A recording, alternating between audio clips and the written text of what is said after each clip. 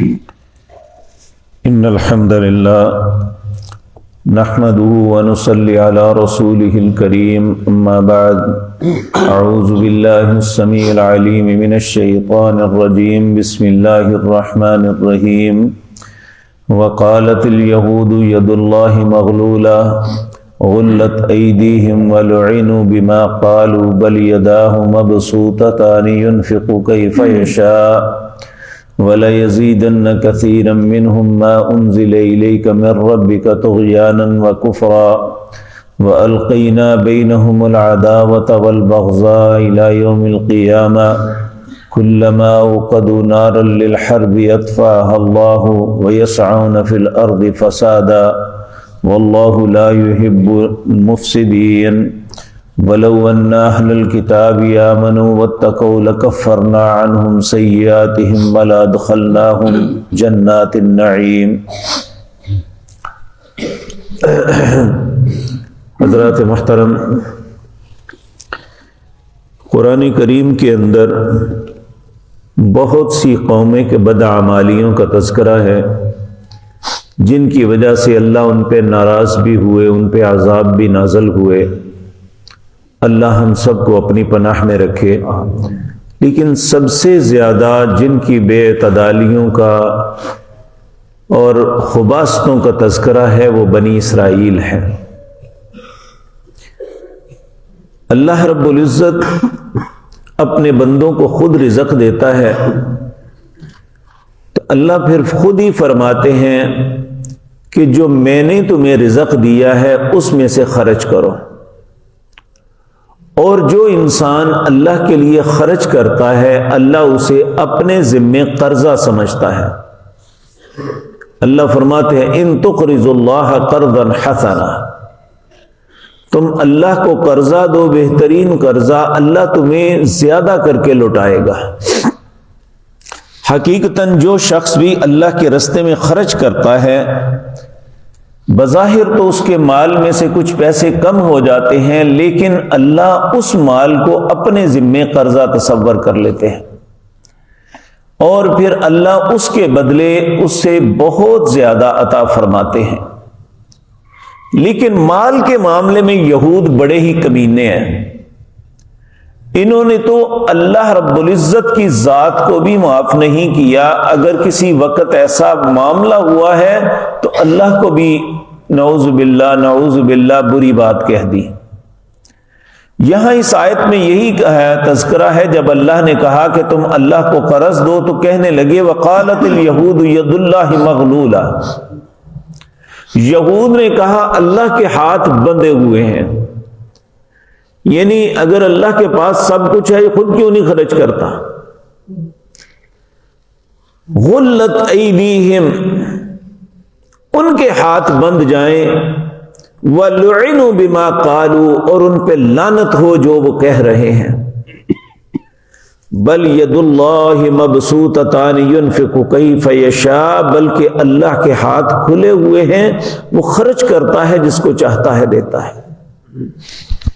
اب یہ کائنات کب شروع ہوئی، کب تک قائم رہے گی؟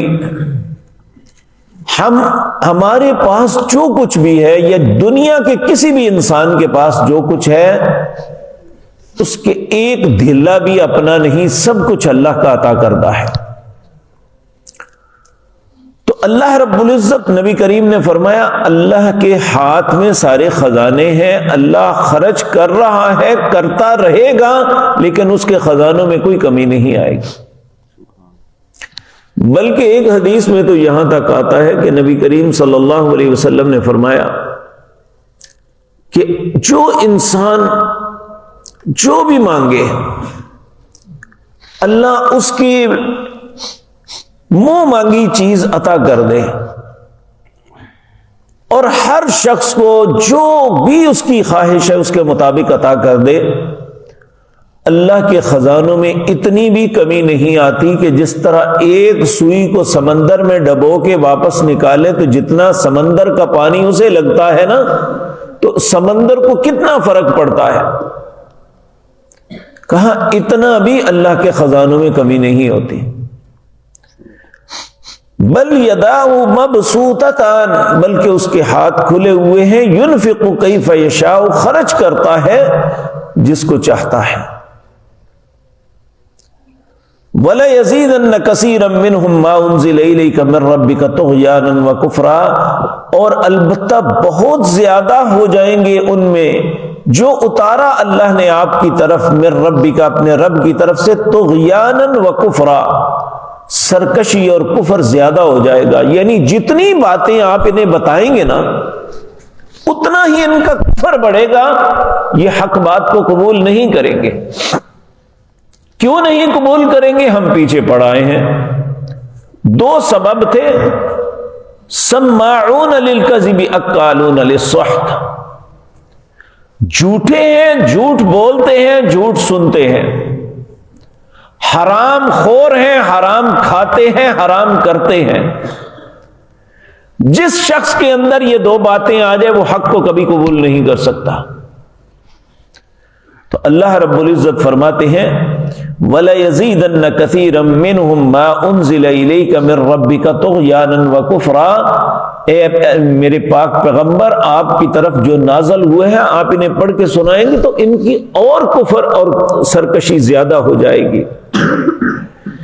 اسی سبب وَأَلْقَيْنَا بَيْنَهُمُ الْعَدَاوَةَ وَالْبَغْضَاءَ، اللہ نے ان کے دلوں میں عداوت اور بغض ڈال دیا۔ یعنی یہ باہم نظر آتے ہیں کہ یہ یہودی، لیکن ان کے اندر مختلف فرقوں میں جتنا اختلاف ہے اللہ نے ان کے دلوں میں بغض ڈال دیا۔ الی یوم القیامہ، قیامت تک قائم رہے گا۔ کلما اوقدوا نارا للحرب، جب بھی یہ جنگ کی آگ کو بھڑکاتے ہیں، اطفأ اللہ، اللہ اس کو ٹھنڈا کر دیتا ہے۔ وَيَسْعَوْنَ فِي الْأَرْضِ فَسَادًا، یہ زمین میں بھاگتے ہیں فساد پھیلانے کے لیے۔ وَاللَّهُ لَا يُحِبُّ الْمُفْسِدِينَ، اور اللہ محبت نہیں رکھتے جو فساد پھیلانے والے ہیں۔ اور آج بھی ایسے کردار دنیا میں موجود ہیں، یہود کے علاوہ امت اسلام کے اندر بھی، کہ جنہیں اگر خیر کی بات کہی جائے تو بہت غصہ لگتا ہے، اگر فساد پھیلانا ہو تو سب سے آگے نظر آئیں گے وہ۔ اللہ رب العزت ایسے لوگوں سے محبت نہیں کرتا جو مسلمانوں کے درمیان فساد کا سبب بنے۔ تو اللہ رب العزت یہ باتیں ہمیں سمجھنے کی، دیکھیں یہود کی بات اگر اللہ بتاتے ہیں نا، اس کا مقصد یہ ہے کہ تم اس راستے پہ نہ چلنا۔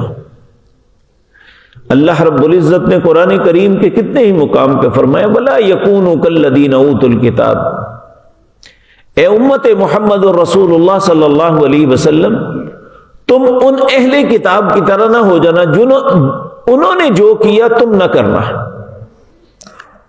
لیکن رسول اللہ صلی اللہ علیہ وسلم نے فرمایا میری امت کے اندر بھی ایک ایسا وقت آئے گا جس طرح ایک جوتا دوسرے جوتے کے برابر ہوتا ہے نا، اس طرح جو یہود جو عیسائی کریں گے یہی کچھ یہ بھی کریں گے۔ اور آج یہ وقت ایسا آ چکا ہے کہ مسلمان کسی بھی صورت ان سے پیچھے نہیں رہ رہے، ہر غلاظت میں ان کے برابر چل رہے ہیں، العیاذ باللہ۔ تو اللہ رب العزت ہم پہ رحم فرمائے اور ہمیں ایسی خباثتوں سے محفوظ رکھے۔ اقول قولی ھذا واستغفر اللہ۔